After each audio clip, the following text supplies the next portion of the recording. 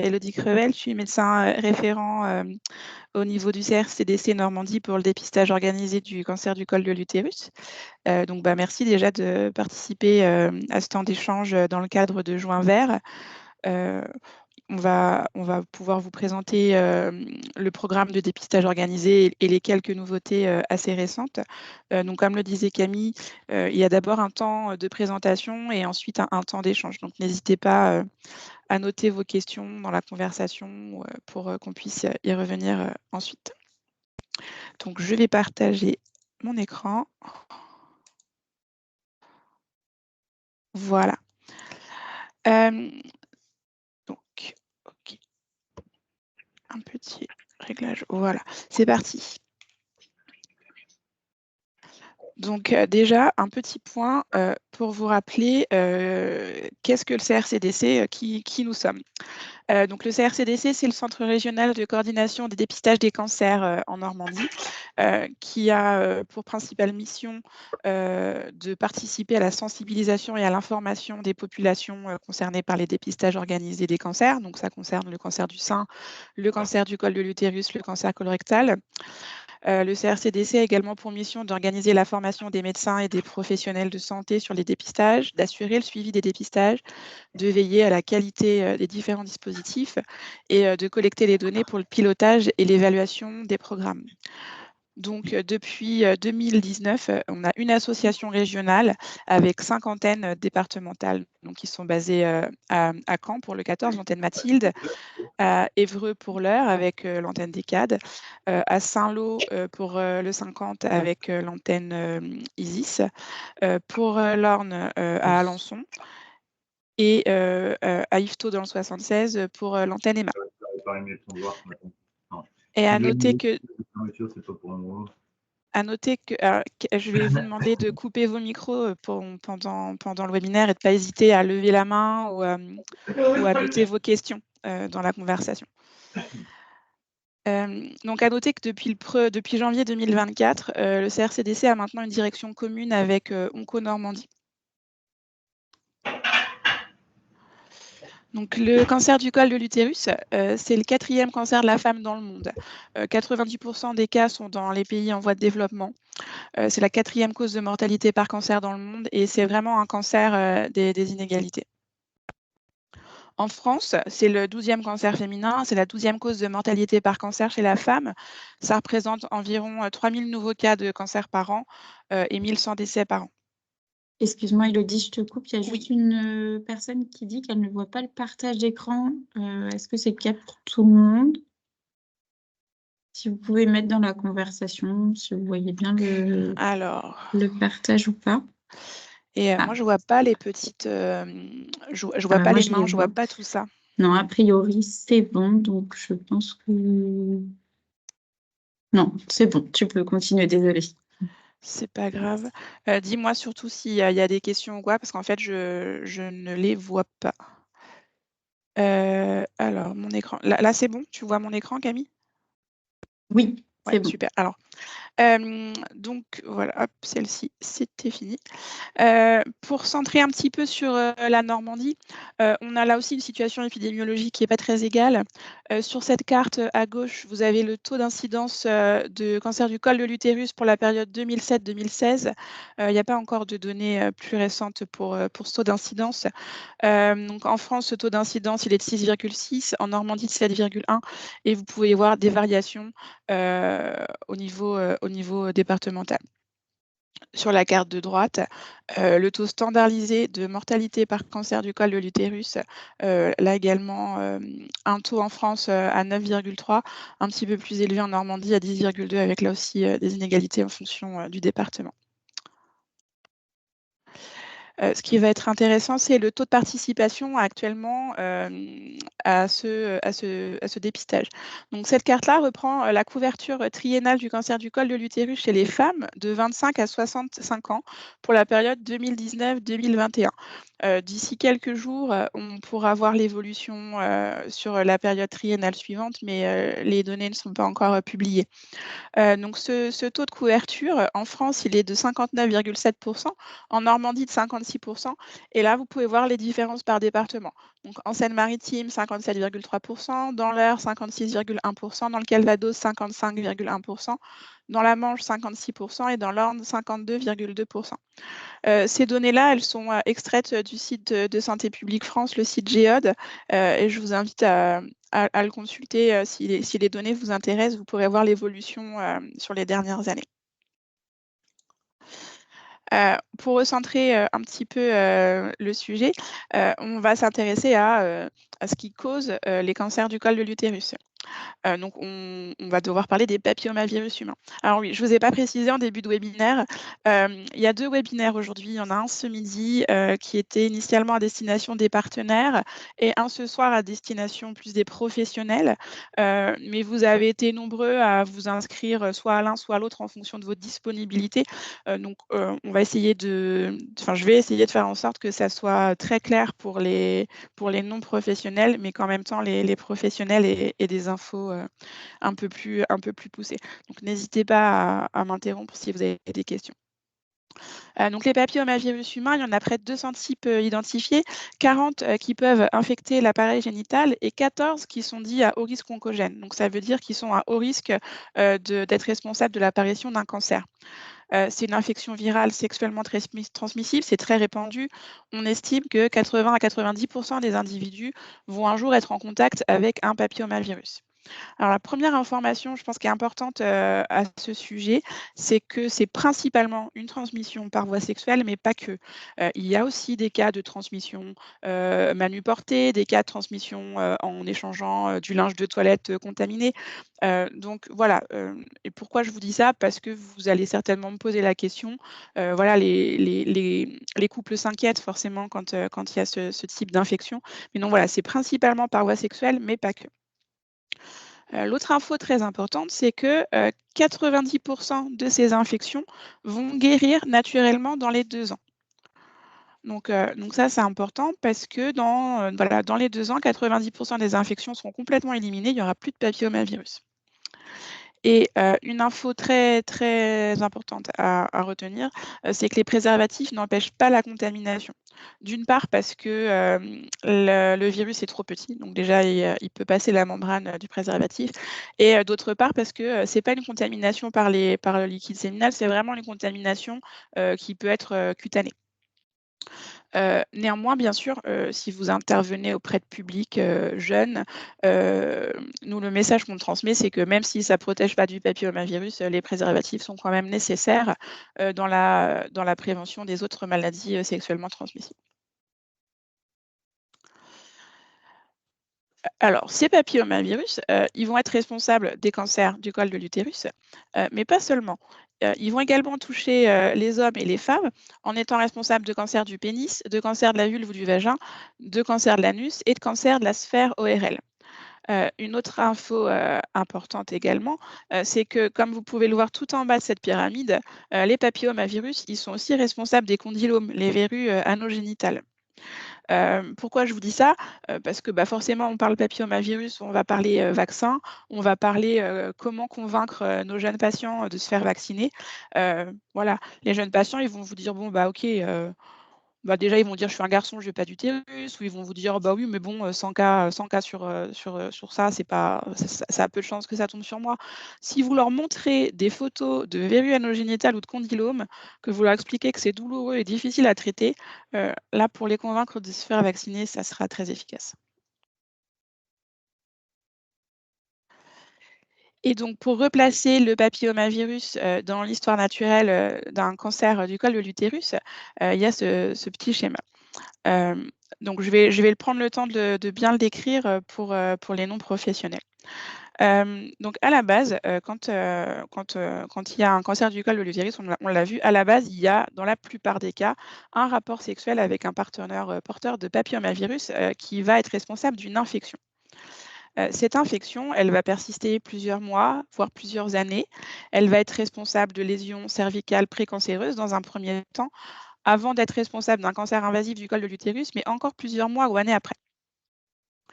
Il va y avoir des facteurs de risque d'infection. Les facteurs de risque d'infection, vous les voyez ici. C'est le fait d'avoir un nombre de partenaires sexuels élevé ou le fait d'avoir une sexualité précoce. Ça, ce sont les facteurs de risque d'être infecté. Ensuite, vous allez avoir des facteurs de risque de développer des lésions.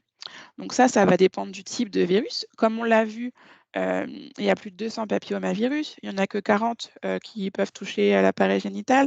Et il y en a 14 qui sont à haut risque de provoquer un cancer. Un autre facteur de risque, ça va être l'immunité de l'hôte. Si vous avez une immunité entre guillemets normale, vous êtes mieux protégé que si vous avez un traitement immunomodulateur, que si vous êtes en attente de greffe ou si vous avez un traitement après une greffe. Et il y a également les facteurs comportementaux. Et là, principalement, dans les facteurs comportementaux à risque de lésion, c'est le tabac. Pour le cancer du col de l'utérus, c'est le tabac, tout simplement parce que les papillomavirus vont être responsables de lésions. Et ces lésions, quand on fume, elles vont moins facilement cicatriser. Heureusement, dans tout ça, on peut agir, on peut intervenir en prévention. Donc, on peut agir en prévention primaire. Donc, la prévention primaire, c'est ce qu'on peut faire avant d'être contaminé. Donc, c'est la vaccination anti-papillomavirus. La prévention secondaire, c'est qu'est-ce qu'on peut faire pour savoir si on a la maladie ou pas. Donc, la prévention secondaire, c'est le dépistage. Et la prévention tertiaire, c'est ce qu'on peut faire après, c'est le suivi post-thérapeutique. L'intérêt, vous allez vous en douter, c'est de dépister le papillomavirus le plus tôt possible avant que les lésions cervicales précancéreuses aient le temps de se transformer en cancer invasif.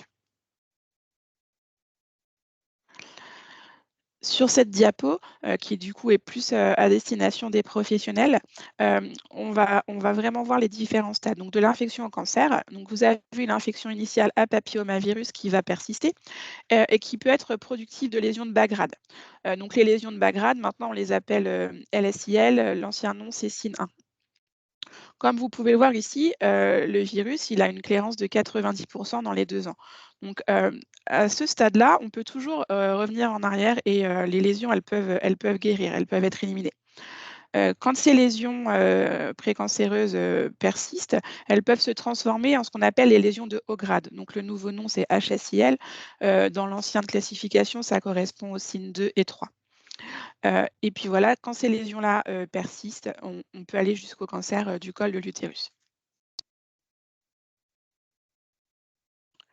Donc la prévention primaire, on l'a vu, c'est la vaccination. Donc la vaccination, elle concerne maintenant les filles et les garçons, hein. Depuis 1er janvier 2021, les garçons peuvent aussi être vaccinés.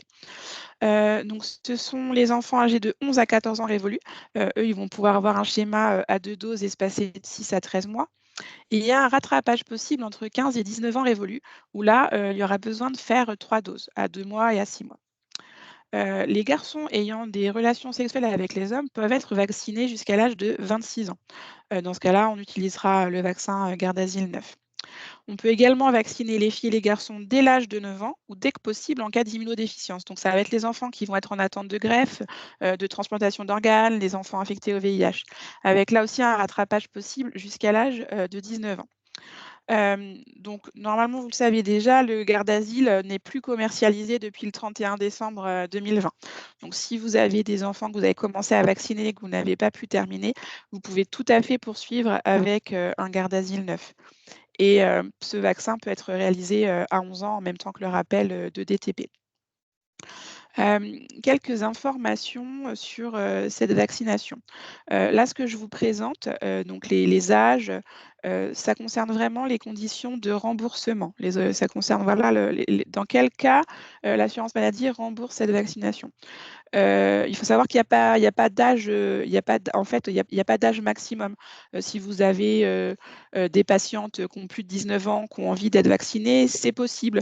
Si vous avez des garçons qui n'ont pas de relations sexuelles avec des hommes qui ont plus de 19 ans, qui ont envie d'être vaccinés, c'est possible. C'est juste que ça ne sera pas remboursé par l'assurance maladie. Ça, c'est une première information. La deuxième information, c'est que... Excuse-moi, Elodie. Oui. Je te coupe parce que j'ai une question. Oui. Enfin, il y a une question dans la conversation.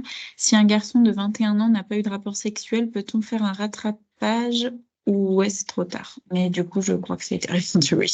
Alors, donc en fait, un garçon de 21 ans, alors déjà, si c'est un garçon homosexuel, il est toujours dans la possibilité de se faire vacciner jusqu'à l'âge de 26 ans et ça sera remboursé par l'assurance maladie. Alors, bon, c'est enregistré, mais c'est pas grave, je me lance quand même. Personne n'ira vous demander à la pharmacie votre orientation sexuelle si vous avez une ordonnance et que vous demandez une vaccination et que vous êtes un garçon jusqu'à l'âge de 26 ans.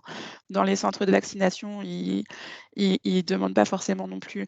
Il faut savoir que l'Académie de médecine a lancé il y a quelques mois une demande pour que la vaccination soit ouverte aux garçons et aux filles jusqu'à l'âge de 26 ans pour faire disparaître cette notion de sexualité. Voilà. Les filles aussi peuvent être vaccinées jusqu'à 26 ans et même après, hein, comme je vous le disais. Là, ce que je vous présente, c'est vraiment les conditions de prise en charge. Et il y a une autre question, oui. Même avec une prescription, du coup, il n'y a pas de remboursement?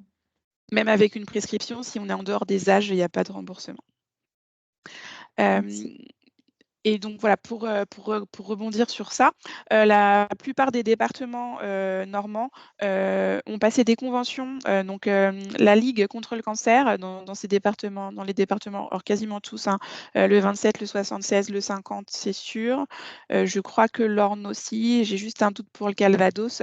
Mais pour les personnes qui n'ont pas de complémentaire santé, la Ligue contre le cancer prend en charge le reste à charge de la vaccination. Donc, il y a une campagne normalement dans les pharmacies pour transmettre cette donnée. Excuse-moi, il y a une autre oui. remarque. Pourquoi est-ce OK pour les hommes jusqu'à 26 ans et pas les femmes? Parce qu'ils sont plus à risque de développer, d'être infectés de par leur sexualité. Mais c'est une discrimination qui peut se discuter. Je pense que c'est aussi pour ça que l'Académie de médecine aimerait faire sauter cette particularité pour ouvrir la vaccination aux garçons et aux filles, aux hommes et aux femmes jusqu'à 26 ans. Une notion importante parce que ça a changé par rapport au début de la vaccination. Maintenant, il n'y a plus du tout la notion d'âge par rapport à la notion d'âge des premiers rapports sexuels. Peu importe que vos patients aient une activité sexuelle depuis 1 an, 2 ans, 5 ans, 6 ans, on s'en fiche. Ce qui est vraiment important maintenant, c'est leur âge. S'ils ont moins de 19 ans, ils peuvent être vaccinés. Si ce sont des garçons homosexuels à moins de 26 ans, ils peuvent être vaccinés. Et la deuxième information importante, c'est que la vaccination n'empêche pas plus tard de participer au dépistage. C'est vraiment 2 mesures complémentaires. Pourquoi je précise ça? Parce que dans la garde d'asile 9, il n'y a que 9 papillomavirus et on l'a vu, il y a 14 papillomavirus qui sont oncogènes. Donc pour l'instant, voilà, on ne sait pas faire. On ne sait pas faire un vaccin avec toutes les souches de papillomavirus. Donc certes, on protège contre les souches les plus oncogènes, mais pas toutes. Donc c'est vraiment 2 mesures complémentaires. Je rajouterais aussi une information sur la vaccination. C'est prouvé que plus on vaccine tôt, plus la réponse immunitaire est efficace. Alors je vous précise ça parce que j'entends de plus en plus de médecins transmettre le message que ah oui, on peut attendre qu'ils aient 13 ans, c'est pas urgent. En fait, on peut le faire dès 11 ans, vraiment, en même temps que le DTP. C'est prouvé que la réponse immunitaire sera plus importante. Il n'y a pas d'intérêt à attendre, en fait. Voilà. Est-ce qu'il y a encore des questions, Camille, sur la vaccination? Alors, n'hésitez pas, on pourra y revenir ensuite parce que c'est vrai que c'est un sujet primordial dans la prévention. Je vous ai mis ici quelques outils qui sont disponibles pour informer vos patients. Donc, des dépliants sur la vaccination contre le papillomavirus. L'INCa, donc l'Institut national du cancer, a également publié tout un dossier argumentaire pour répondre aux questions de vos patients sur cette vaccination. Je vous présenterai à la fin du webinaire Camille Quinton, qui est notre responsable communication, a mis en place sur le site du CRCDC tout un kit de communication où vous pourrez retrouver tous ces documents et plein d'autres aussi. Alors, on va parler un petit peu plus du dépistage maintenant. Et vous allez voir, ça va correspondre à ce qu'on s'est un petit peu dit sur le papillomavirus. Pourquoi le dépistage, du coup, concerne les patients de 25 à 65 ans? Donc déjà, pourquoi on ne le fait pas avant 25 ans? Tout simplement parce que la majorité des lésions auront régressé spontanément ou n'évolueront pas jusqu'à un stade de cancer. Le but, c'est d'entraîner, c'est d'éviter d'entraîner justement des traitements inutiles. Et on l'a vu, c'est un cancer qui évolue lentement sur plusieurs années.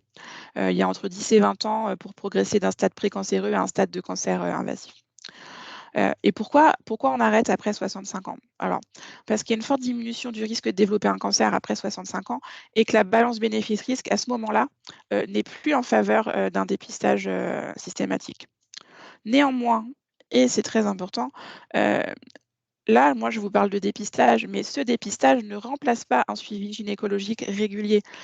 Comme vous le savez, on recommande aux femmes, dès l'âge de 25 ans, de consulter au moins une fois par an leur médecin, leur sage-femme, leur gynécologue, déjà pour la palpation mammaire.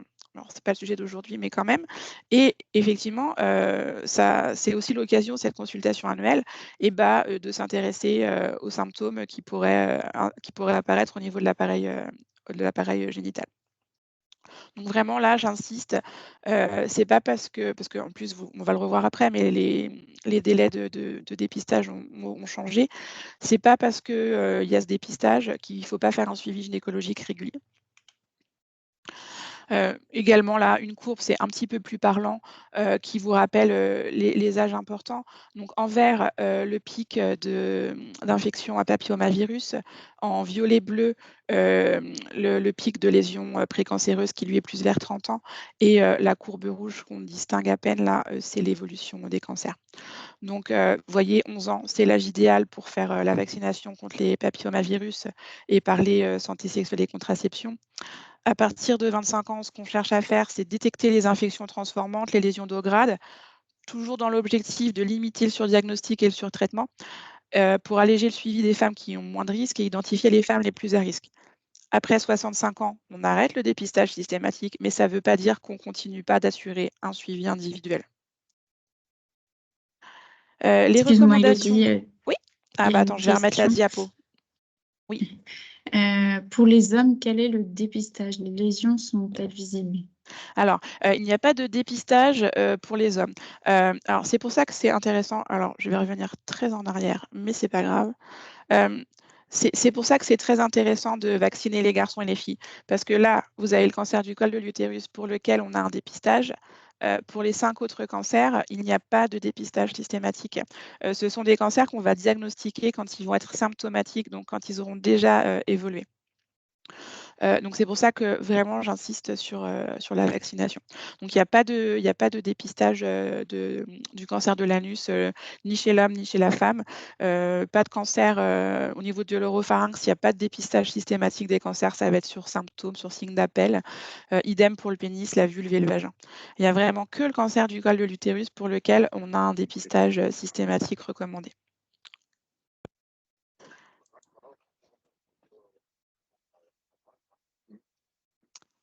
Alors, il y a d'autres questions? Alors, on va repartir sur les recommandations. Ah, est-ce que voilà, on va repartir sur les recommandations. Donc, ces recommandations, elles ont été éditées en juillet 2019.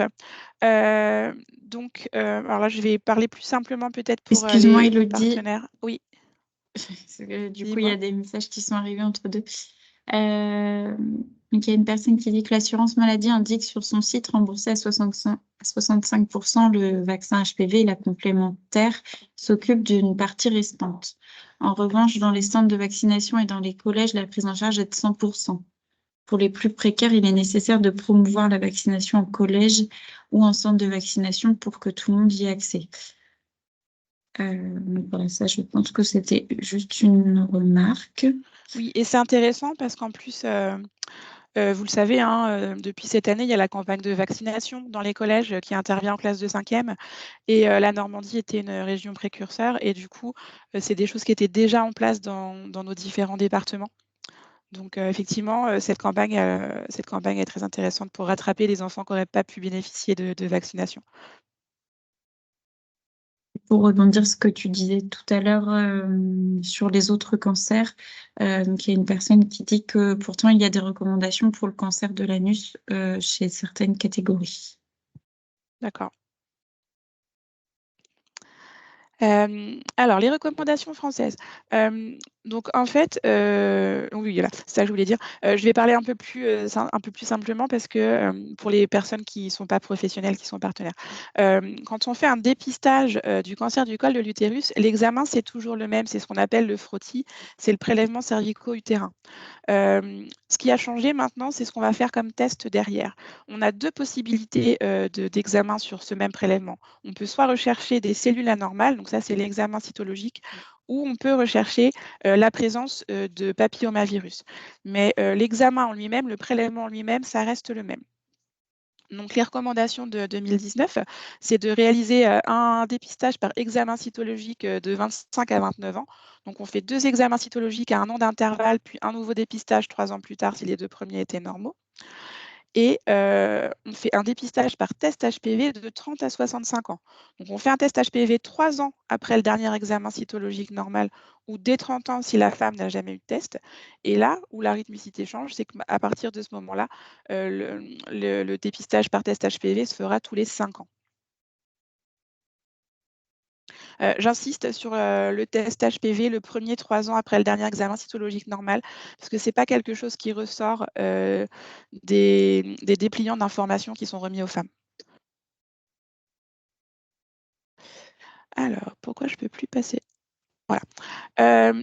Donc, vous allez me demander, j'anticipe, il y a un écho. Voilà. Pourquoi on fait un examen cytologique avant 30 ans? Il y a un micro qui est resté ouvert, ça fait de l'écho. Camille, je peux te laisser regarder. Voilà. Donc, pourquoi on fait un examen cytologique avant 30 ans et un test HPV après 30? Pourquoi on ne ferait pas directement un test HPV à tout le monde? Alors, le test HPV, il est plus efficace en termes de réduction de l'incidence des lésions précancéreuses et des cancers invasifs du col que l'examen par dépistage cytologique. Mais cette efficacité-là, elle n'a pas été démontrée en dessous de l'âge de 30 ans. Et c'est aussi tout simplement parce que avant l'âge de 30 ans, on est encore dans le début de la vie sexuelle et il y a encore beaucoup d'infections à papillomavirus qui vont guérir spontanément. Donc, ce qui est prouvé, c'est qu'avant 30 ans, il vaut mieux faire une cytologie et après 30 ans, un test HPV. Le co-testing, alors le co-testing, c'est le fait de faire systématiquement les deux, de faire à chaque fois une cytologie et un test de recherche de papillomavirus. Mais ça, c'est pas recommandé dans le cadre du dépistage. Ça n'a pas montré, ça n'a pas fait preuve de bénéfice. Donc, ce qui est vraiment recommandé, c'est de faire un seul examen. Et bien sûr, selon l'âge de la femme. Excuse-moi, Elodie, une question. C'est donc un frottis tous les 5 ans dorénavant? Une question. Alors, c'est un frottis tous les 5 ans après 30 ans et c'est 3 ans après la dernière cytologie. Est-ce que ça répond à la question? Est-ce que la personne qui a posé la question, c'est plus clair si je le dis comme ça? Voilà. Avant 30 ans, on fait toujours tous les 3 ans et après 30 ans, c'est tous les 5 ans. Mais c'est vraiment important de faire le premier test HPV 3 ans après la dernière cytologie. Et j'en étais au co-testing, donc ça en a fini. Quelques cas particuliers pour les professionnels. Le cas particulier de la femme enceinte. Donc, en fait, ce n'est pas un cas si particulier que ça. Il n'y a pas d'indication de faire un dépistage juste parce que la femme est enceinte. La femme enceinte, elle va avoir les mêmes critères d'éligibilité que l'ensemble des femmes. Si c'est le moment pour elle de faire un test de dépistage, ce qui est recommandé, c'est de le proposer au moment de la consultation préconceptionnelle si elle a lieu. Et si ce n'est pas le cas, de le faire lors de la première consultation prénatale du premier trimestre et si ce n'est pas possible, d'attendre la consultation postnatale. Chez les patientes immunodéprimées.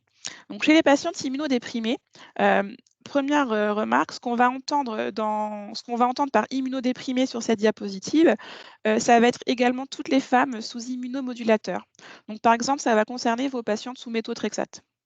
C'est un cas assez général auquel on ne pense pas suffisamment.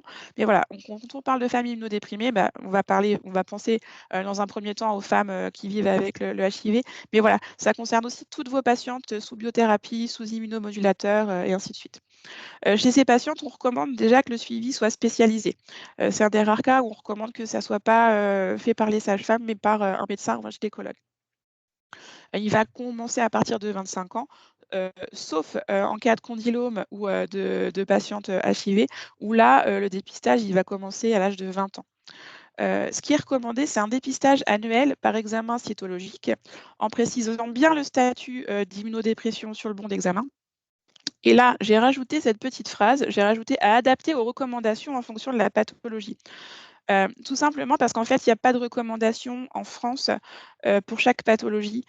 C'est principalement des recommandations européennes et en fait, ça va dépendre. Si votre patiente elle a le HIV, ça ne va pas être la même chose que si elle est immunodéprimée parce qu'elle a une spondylarthrite ou un rhumatisme inflammatoire ou une maladie intestinale.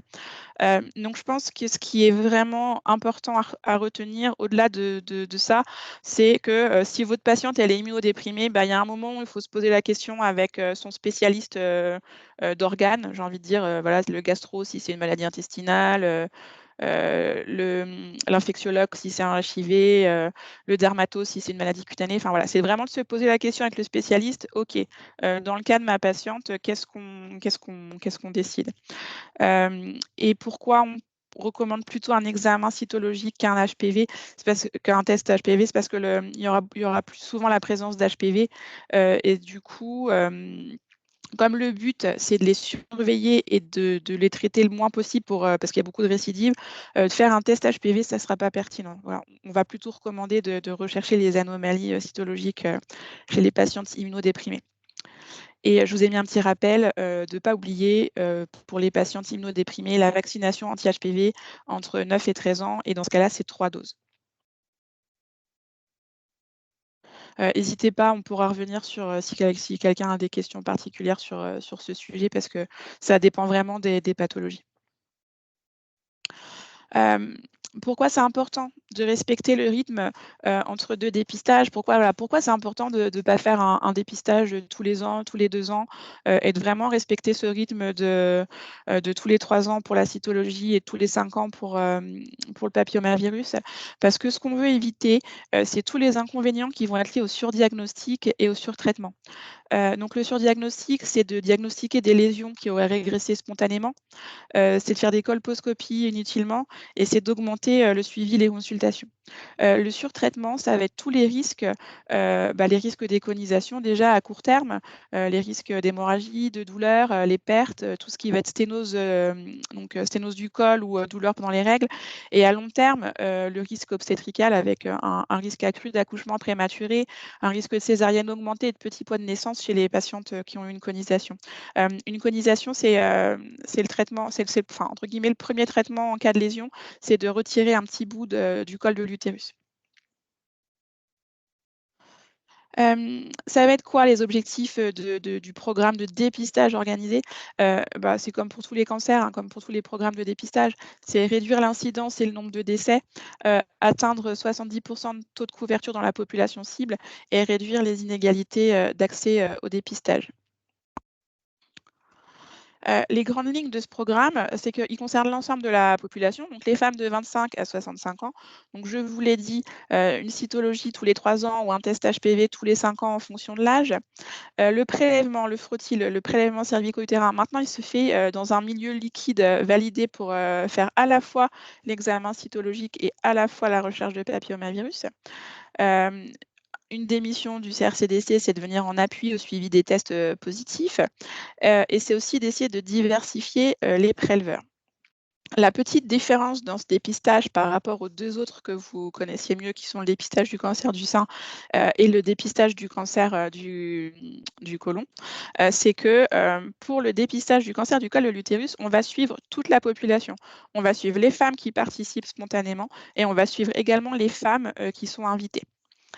Donc pour les femmes qui participent déjà spontanément, le but c'est d'améliorer la qualité du dépistage, du suivi, la qualité des pratiques, de mener des actions en direction des professionnels de santé et des actions en direction des femmes. Pour les femmes qui ne réalisent pas de dépistage spontanément, c'est unique, voilà, par rapport aux autres dépistages, on n'invite pas tout le monde. On va inviter uniquement les non-participantes.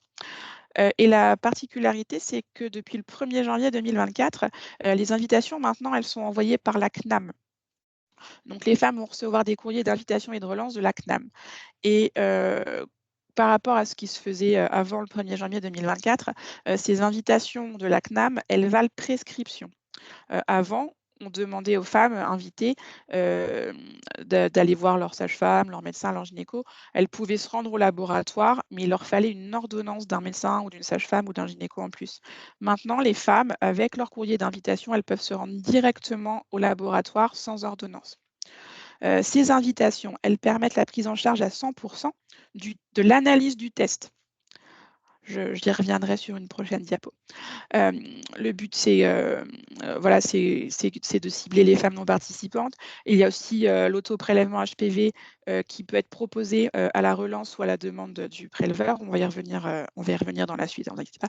Et de mener des actions de lutte contre les inégalités. L'autoprélèvement vaginal, voilà. Donc l'autoprélèvement vaginal, c'est le fait de ne pas faire de prélèvement cervico-utérin auprès d'un professionnel. C'est le fait que la femme, elle fasse elle-même avec un kit, un prélèvement au niveau de son vagin. Il y a des recommandations pour ces autoprélèvements. Les recommandations, c'est d'envoyer un kit au domicile de la patiente à la relance, donc 12 mois après l'envoi de son invitation. Cet autoprélèvement, il peut aussi être demandé lors d'une consultation par un professionnel de santé.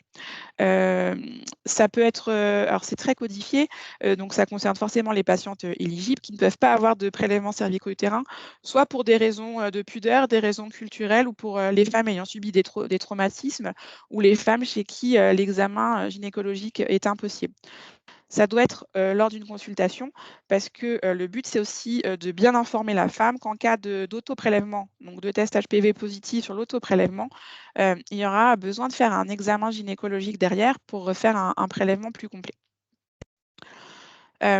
En 2022, la première ministre, c'était Elisabeth Borne à l'époque, avait précisé que ces autoprélèvements seraient mis à disposition dans un circuit de distribution national, comme ce qui se fait pour le dépistage du cancer colorectal.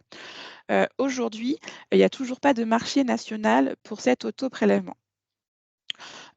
Donc, ils ne sont pas disponibles. Donc là, vous avez la théorie, les recommandations, et en pratique, aujourd'hui, il n'y a pas d'autoprélèvements qui sont envoyés à la relance et les professionnels ne peuvent pas faire la demande pour qu'un autoprélèvement soit fourni. La seule possibilité d'utiliser les autoprélèvements, c'est dans le cadre d'expérimentation. Et bien sûr, vous serez informé quand on pourra en faire en Normandie. 2 messages, alors que je n'ai pas notés, mais qui sont importants. Les autoprélèvements, c'est moins sensible que le prélèvement cervico-utérin. Ça veut dire quoi? Ça veut dire que quand on fait des autoprélèvements, il y a une sensibilité qui est moindre. On dépiste jusqu'à 10% de moins de femmes qui ont des lésions. Donc l'autoprélèvement ne remplace pas le prélèvement cervico-utérin. L'autoprélèvement, c'est vraiment pour les femmes qui ne participent pas.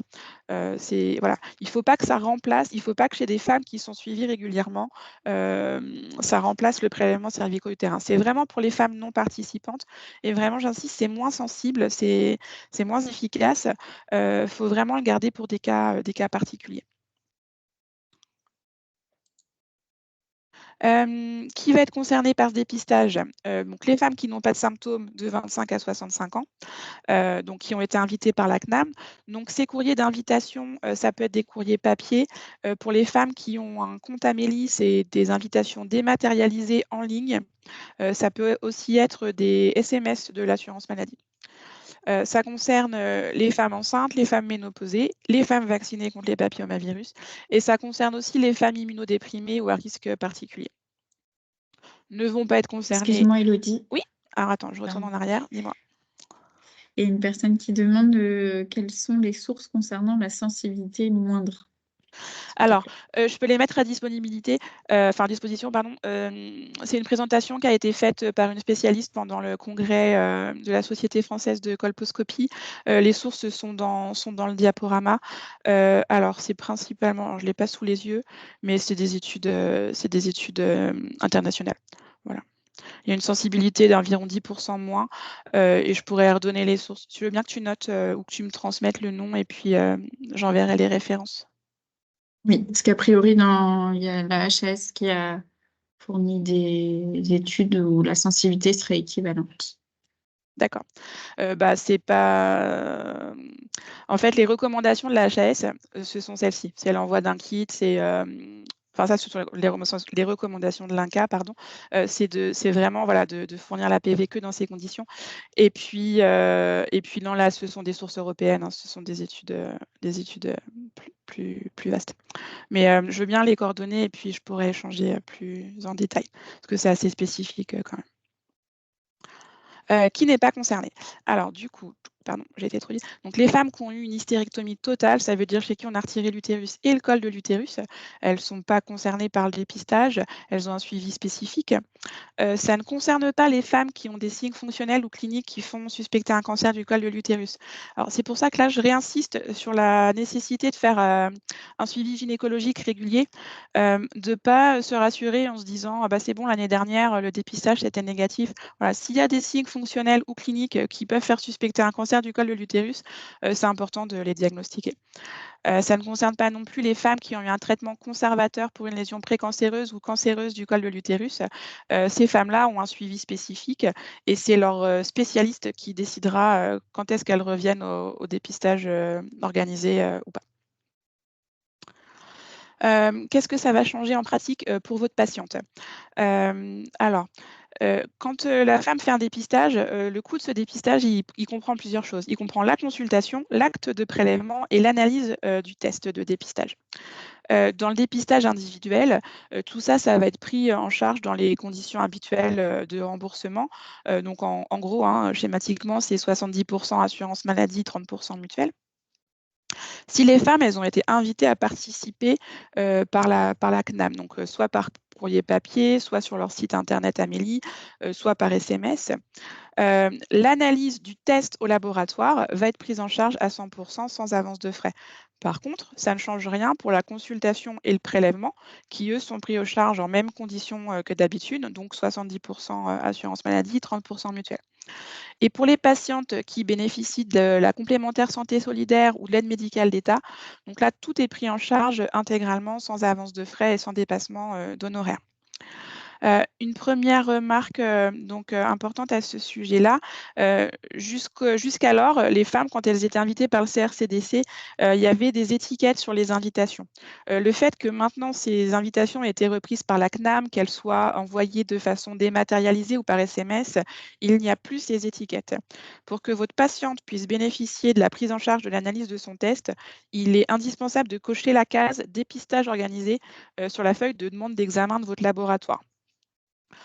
Les laboratoires n'ont pas forcément reçu l'information qu'il fallait faire apparaître cette case sur leur feuille de demande d'examen. Donc, n'hésitez pas à l'ajouter, à bien préciser sur le bon, s'il n'y a pas la case, à ajouter dépistage organisé pour que votre patiente n'ait pas à avancer les frais de l'analyse du test. Le prescripteur, donc que ça soit le médecin, le gynéco, la sage-femme, le médecin au laboratoire, il a une place centrale dans le dépistage, bien sûr. Il va sensibiliser, informer et inciter ses patientes à participer, leur proposer de les dépister si elles sont éligibles. Il va participer à orienter sa patiente en fonction des résultats des tests.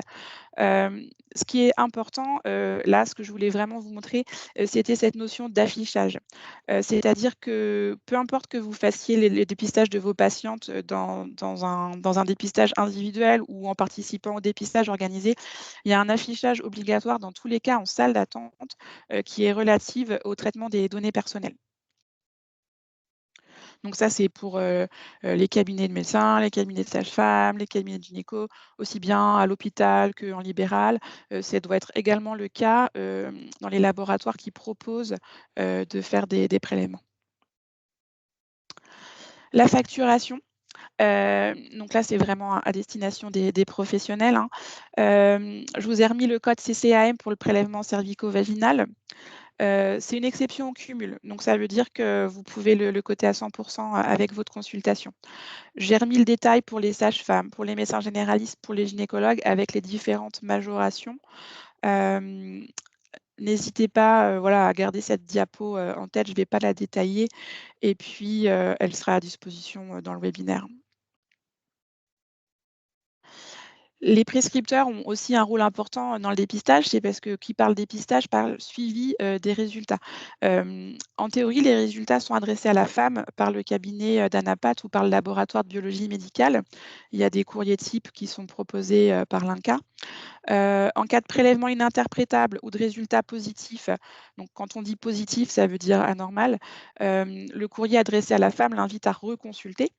Si les résultats sont normaux ou négatifs, ils sont communiqués à la patiente. Si le prélèvement a pu être correctement analysé et normal ou négatif, normalement, le prescripteur doit informer la femme et lui redire quand est-ce qu'elle doit faire le prochain. Et là, je vous ai rappelé l'importance de faire un suivi gynécologique régulier. Si le prélèvement n'a pas été interprétable, là encore, le prescripteur doit avertir sa patiente et s'assurer que le prélèvement est refait dans un délai de 3 mois. Après 2 prélèvements consécutifs non satisfaisants, la femme doit être informée. Bon, moi, j'ai encore jamais vu ça, mais c'est possible. La femme doit être informée et on doit lui expliquer pourquoi ça ne peut pas être analysé.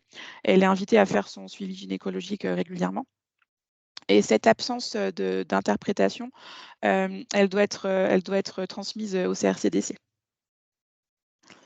Si le test est anormal, les femmes qui ont un résultat anormal, elles nécessitent une prise en charge diagnostique et éventuellement un traitement. Donc elles doivent être informées de cette nécessité par leur prescripteur ou à défaut le médecin traitant si ce n'était pas le prescripteur de l'examen. Voilà, en expliquant à la femme son résultat et en lui expliquant la prise en charge retenue. Il avait été retenu en copie quand on a mis en route le dépistage, que si le préleveur était une sage-femme, elle réadressait la patiente en cas de résultat positif à un référent médical, donc généraliste ou gynécologue pour la suite de la prise en charge. Ensuite, tout le résultat des investigations qui vont suivre, donc que ça soit une colposcopie, une biopsie, un curetage ou ainsi de suite, doit être transmis à la femme, au CRCDC. Et puis normalement, donc la structure anapathe transmet les résultats au CRCDC. Le CRCDC, lui, doit transmettre les résultats à l'anapathe. Enfin voilà, tout le monde est censé tenir au courant, tout le monde, des résultats. J'ai remis rapidement hein, les nouvelles recommandations. Là, c'est plus vraiment à destination des professionnels médicaux, des sages-femmes. Je vous ai expliqué qu'il y avait 2 tests possibles, une cytologie, donc on recherche soit des cellules anormales, soit de la présence de papillomavirus. Et en fait, en fonction de l'âge, là, vous voyez, entre 25 et 29 ans, on recherche des cellules. Si effectivement on trouve des cellules anormales, donc dans certains cas, donc en cas d'ASCUS ou en cas d'AGC, on va faire un test HPV sur le même prélèvement. C'est pour ça qu'on utilise maintenant des petits flacons au milieu liquide. Donc sur le même prélèvement, on va faire un test HPV.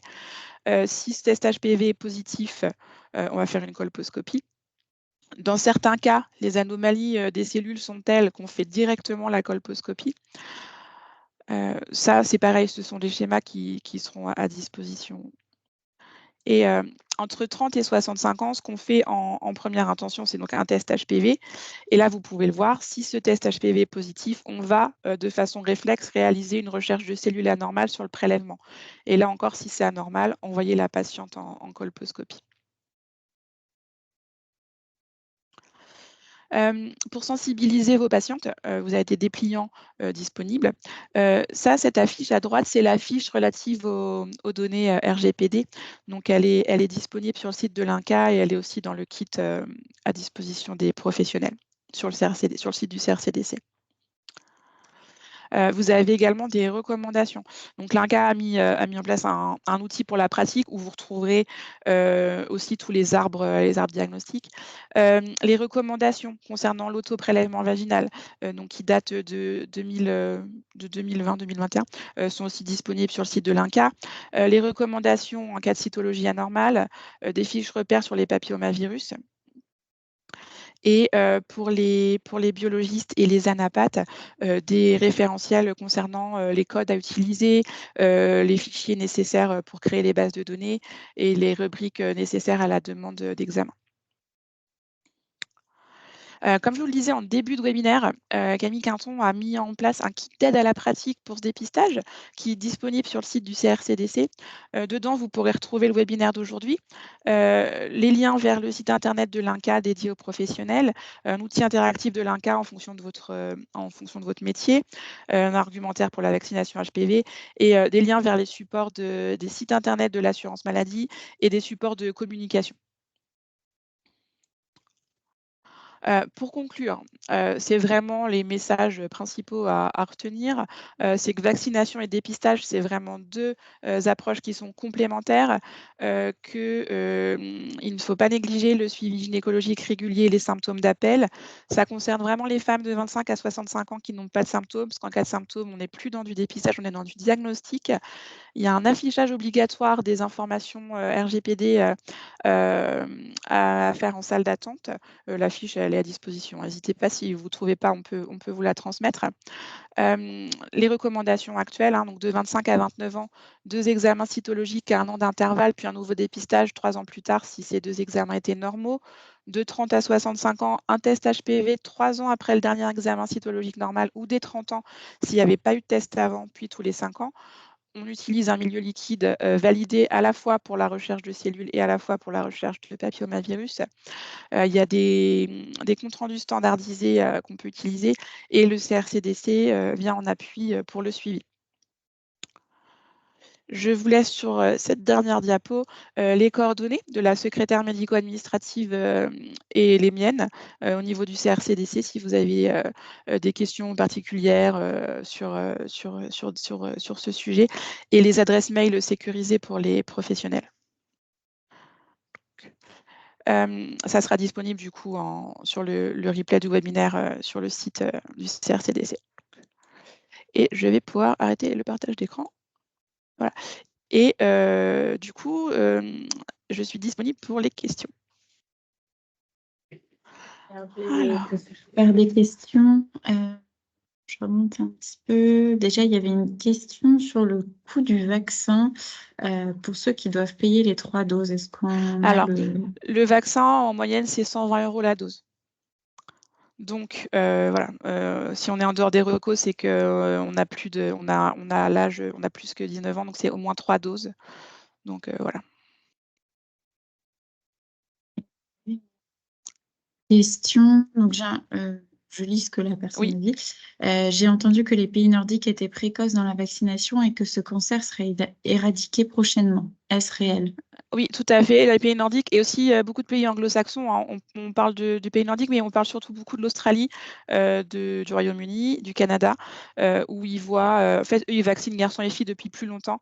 Et du coup, ils voient le taux de lésions précancéreuses diminuer. Et donc, in fine, ça sera le taux de cancer.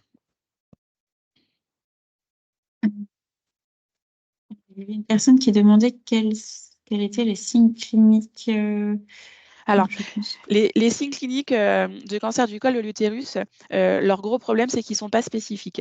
Alors, il va y avoir, alors ça peut être des douleurs, ça peut être des saignements après les rapports, des saignements en dehors des règles, ça peut être l'impression d'avoir envie d'aller à la selle alors qu'il n'y a pas besoin. Tout ça, c'est vraiment des choses qui ne sont pas spécifiques. Donc, ce qui est important en cas de symptômes, c'est de consulter pour que justement le médecin puisse déterminer si effectivement c'est des signes d'appel de cancer du col ou d'autres choses ou pas. Donc, comment les femmes peuvent-elles faire pour savoir si elles sont éligibles ou pas au dépistage organisé? Alors, déjà en parler avec votre médecin ou votre sage-femme ou votre gynéco pour voir quand est-ce qu'a été fait le dernier test et puis du coup, il pourra vous orienter en fonction du résultat de celui-ci. Éventuellement, vous pouvez aussi nous appeler au CRCDC et puis si on a les données, on pourra vous orienter également. Question concernant l'affichage RGPD. Donc, la personne se demande si cela concerne toutes les données personnelles de tous les dépistages ou si c'est spécifique à la campagne du col de l'utérus. C'est un affichage spécifique à la campagne du cancer du col de l'utérus, parce que c'est ce que je vous disais, contrairement aux autres dépistages, on recueille les résultats, aussi bien des dépistages spontanés que des dépistages faits avec invitation. Donc du coup, il y a un affichage spécifique pour le cancer du col de l'utérus.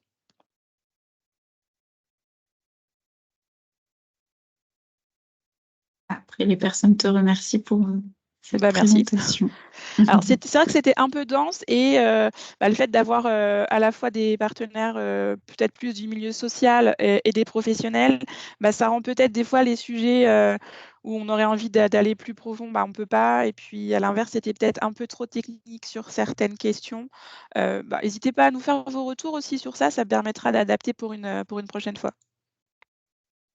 Et oui, Madame Descat, affichage toute l'année, tout le temps, si vous faites des frottis.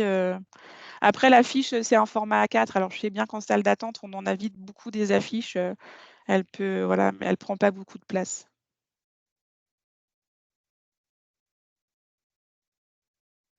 Et donc, effectivement, Laurence l'a précisé dans le chat, mais vous pouvez avoir accès à un webinaire qui est dédié aux travailleurs sociaux et de proximité sur comment aborder les dépistages avec les publics vulnérables. Donc ça se passera le 6 juin de 13h à 15h. Et donc, il y a le lien qui est indiqué dans le chat si vous voulez vous inscrire. Merci Laurence, je savais que j'oublierais. Donc oui, effectivement, et dans ce webinaire, on parlera des 3 dépistages organisés. On parlera aussi du cancer des voies aérodigestives supérieures et on parlera des cancers cutanés. Voilà. Il y a une autre question, Élodie, je ne sais pas si tu la vois. Alors, l'APV peut-il être prescrit en pharmacie devant une femme gênée? Non. Alors non. Alors l'autoprélèvement, c'est vrai. Oui, bonjour Mickaël. L'autoprélèvement, en fait, aujourd'hui, il doit pas être remis en fait. Alors, je sais que c'est compliqué parce qu'il y a les laboratoires qui en proposent. Les laboratoires proposent des autoprélèvements. Il y a des codes pour se les faire rembourser par l'assurance maladie. Mais dans le dépistage, c'est pas encore reconnu en fait. Dans le dépistage, ça sera vraiment une fois que le marché national aura été passé à la relance et à la demande d'un professionnel, mais on ne peut pas remettre d'autoprélèvement. Les laboratoires ne peuvent pas remettre d'autoprélèvement pour le dépistage et la pharmacie ne peut pas non plus en avoir et en remettre. Après, voilà, il y a des expérimentations. On va essayer de mettre en place des expérimentations, mais ça prend un peu de temps. Après, c'est vraiment, je crois aussi qu'il faut aussi essayer de convaincre. Je sais que c'est pas facile, mais essayer d'expliquer, voilà. Après, il y a plein de petites astuces pour les femmes qui sont gênées par le prélèvement cervico-utérin. Ça peut être que la femme mette elle-même le spéculum. Ça peut être de se former à la méthode anglaise. De plus en plus, on voit ça. Il n'y a pas forcément besoin de la position gynécologique standard qu'on connaît. Ça peut être fait couché sur le côté. Voilà, il y a plein de petites astuces pour essayer de lever ces freins, sachant qu'en plus, en cas d'autoprélèvement, si c'est positif, il y aura de toute façon besoin de refaire un prélèvement pour aller rechercher des cellules anormales ou pas. On a parlé de ce manque de sensibilité et il y a aussi dans les études sur l'autoprélèvement beaucoup de pertes, il y a peu de femmes qui répondent au suivi en fait. Donc ça doit vraiment rester dans des cas spécifiques. Voilà.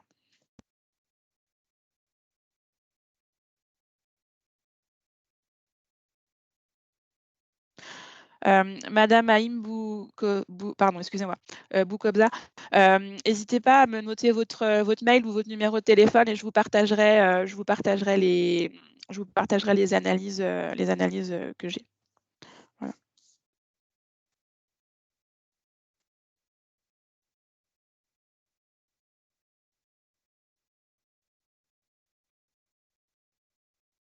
Alors, j'ai pas l'impression d'avoir raté des questions. Oui, donc voilà, effectivement, quelqu'un qui disait qu'il y a des labos qui passaient dans les cabinets. En fait, non, pas dans le dépistage organisé, en fait. Mais bon, on sait bien que c'est compliqué et que c'est à deux vitesses, hein, qu'effectivement, ces codes de remboursement existent, mais que de l'autre côté, on ne peut pas les utiliser. Donc, on va tous essayer de faire au mieux. Voilà. Est-ce qu'on peut avoir des cellules anormales sans HPV+? Oui. Oui, on peut avoir des anomalies cytologiques sans HPV+. Et du coup, alors je vais vous remettre dans ce cas, c'est en fonction des cellules anormales, bien sûr. Ça dépend. Enfin, ouais, ça dépend des cellules anormales. Madame Normois, je peux peut-être repartager juste 30 secondes cette diapo. Est-ce que ça va marcher? Oui. Voyez là, donc on va être dans le cas où effectivement, alors j'ai pas de laser, enfin on a une cytologie, on peut avoir des anomalies cellulaires. Alors soit c'est un ASCUS ou un AGC et le test HPV est négatif. Dans ce cas, on fera un contrôle de la cytologie à 3 ans. Soit c'est des anomalies cellulaires autres et on fait même pas le test HPV réflexe, on va directement à la colposcopie.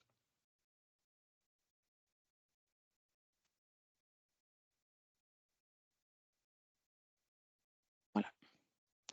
Après, voilà, n'hésitez pas à revenir vers nous, à reprendre les coordonnées quand le webinaire sera partagé sur le site du CRCDC. Et puis voilà, moi je suis disponible pour répondre à toutes vos questions. On vous enverra de toute façon le webinaire par mail aussi pour ceux qui ont participé, comme ça vous aurez le replay directement. Oui, alors Madame Normois qui repose la question du coup si on a plus de 30 ans. En fait, si on a plus de 30 ans, on va faire que du HPV et en fait ce HPV il va être plus sensible que le dépistage cytologique seul. En fait, la sensibilité du test cytologique seul, c'est à peu près de 70%. Avec le test HPV, on atteint quasiment 90%. Donc oui, parfois il y a des anomalies cellulaires et le test HPV va être négatif, mais c'est vraiment pas le plus fréquent. Et c'est aussi la répétition du test HPV qui va permettre de rattraper ces cas-là. Oui, et aussi le fait que de toute façon, les anomalies cellulaires, elles mettent vraiment plusieurs années à se développer et à être responsables de lésions plus invasives et de cancer. Voilà. J'espère avoir répondu à votre question. Voilà, merci Camille. Eh bien, écoutez, je crois qu'on a fait le tour du webinaire. N'hésitez pas à nous recontacter si vous avez des questions. Et puis, on vous souhaite à tous une bonne après-midi et une bonne journée. Merci à vous tous. Au revoir. Au revoir.